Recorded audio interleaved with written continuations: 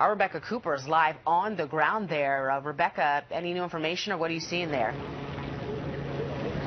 No, it's still just continue to stand by and wait for information. And that seems to be the same situation for the law enforcement. They're standing by waiting to be told what to do next. We did see another group of law enforcement vehicles being brought onto the grounds just a short time ago. And as you continue to look at gate number 2, you can see how they have cleared out this normally extremely congested part of Rockville Pike. This time of the day, as you know, Jimmy, this part of Rockville Pike would be bumper-to-bumper traffic, but instead they have moved out all pedestrians, all vehicles. The buses have been rerouted, and they are continuing to surround this gate, and the only people being allowed inside are law enforcement that have been brought on with all kinds of protective gear and armament. I heard Jeff Goldberg confirm that the metro station remains open, but I have to believe that they may have at least closed down this entrance to the metro. You know that NIH, you can leave several parts of the metro, and I think on South Drive they must have shut down this part of the metro entrance so that they can keep people away from this area.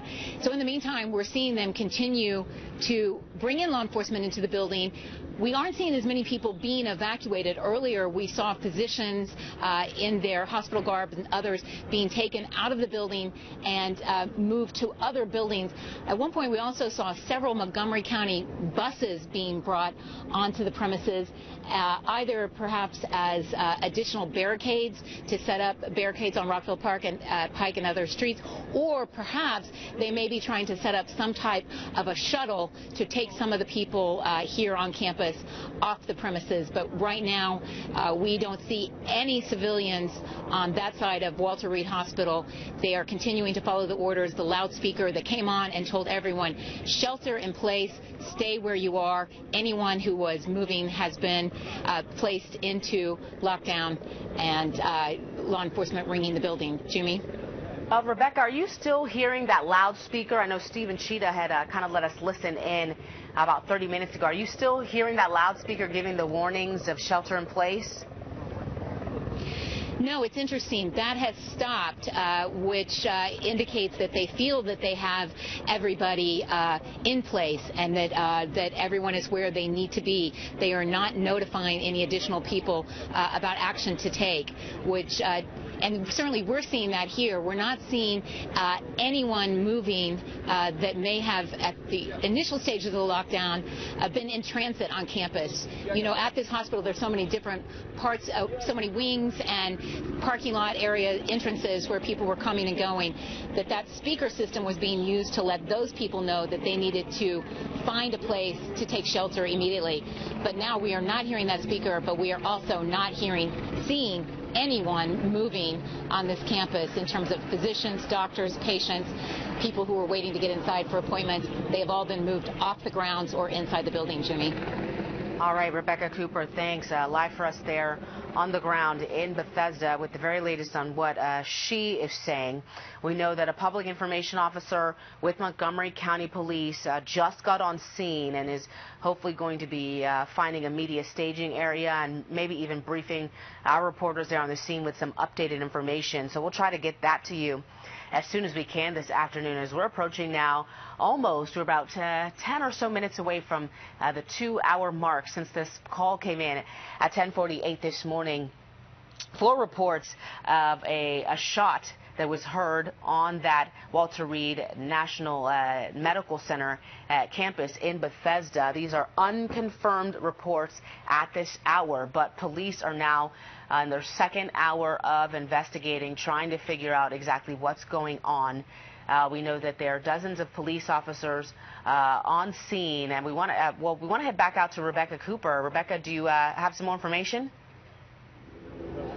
Well, I'm standing here with Jewel King. You're a lab technician, Miss King? Yes. She works at NIH proper, Jimmy, and that's on the South Drive side. It's across from Walter Reed Army Medical Center. Miss King, you've received 3 email updates from NIH. What have they been telling you? About the possible shooting here across the street and all the precautions that are being taken and the different areas that are being closed off that you can't get out, and the ones, if you come out, that you can't get back in. Were you already inside NIH and had come out? Tell us what happened. Yes. Well, actually, I just came out to be nosy, to be honest with you. So everything is kind of quiet on campus. So About what time did you get the first email, and what did it say? maybe about an hour ago. It's just about the possible shooting here across the street. You all have been through so much here at NIH. You dealt with Ebola this past year. Yeah. What's going on? How are you feeling? Feeling good. Feeling good. Feel safe. You know. What gives you that sense of safety here? Trusting God. Trusting God. And what about trusting your employer? Do you feel like they've done a good job handling this, or how would you gauge the activity taking place on that end? Yes, I think they've done a very good job in handling and making sure that all the employees are informed and that all the employees are safe and knowledgeable about what's going on. Does it ever give you pause that you're working at such a prominent federal facility that sometimes does become something in the spotlight? Do you ever think, maybe I'll go someplace less noticeable? No, actually, because I've been out here so long, with 36 years last month, so I'm here to stay, and I'm just here to stay. Now, right now, we're not seeing any sense of urgency, just a continual cautionary sweeping of the grounds. We don't know what's going on inside the Walter Reed facility, but describe for people what you're sensing and feeling from the people who are waiting out on this side. That side got cleared. This side, we still have people like you who are being allowed to wait at this gate.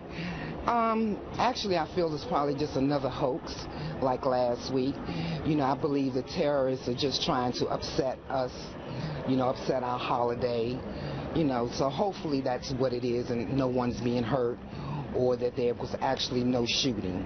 Now, I had to notice that this entrance that they now have up on the employee entrance sign in the computer updated screen that they can show on Rockville Pike, it says firearms prohibited. I've driven to this facility many times. I've never noticed it saying firearms prohibited. Is that a cautionary note you usually see when entering the premises here? Yes, yes.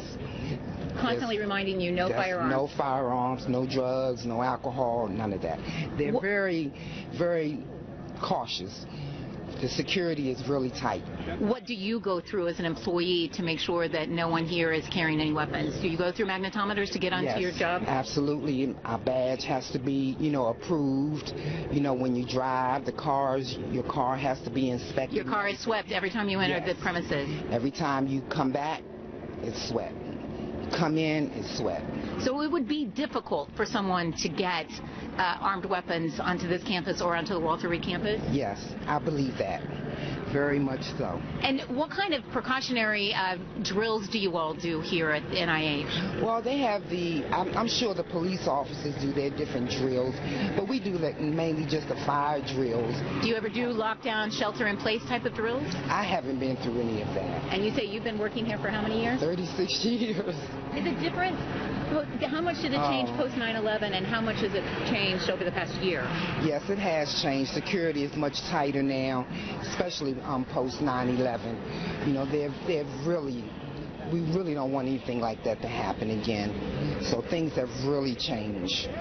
What was the mood inside? You said you came out to try and do a little research of your own, find out what was going on. Were people worried inside? No, I don't think so. I think more curious and just praying that it's all just nothing.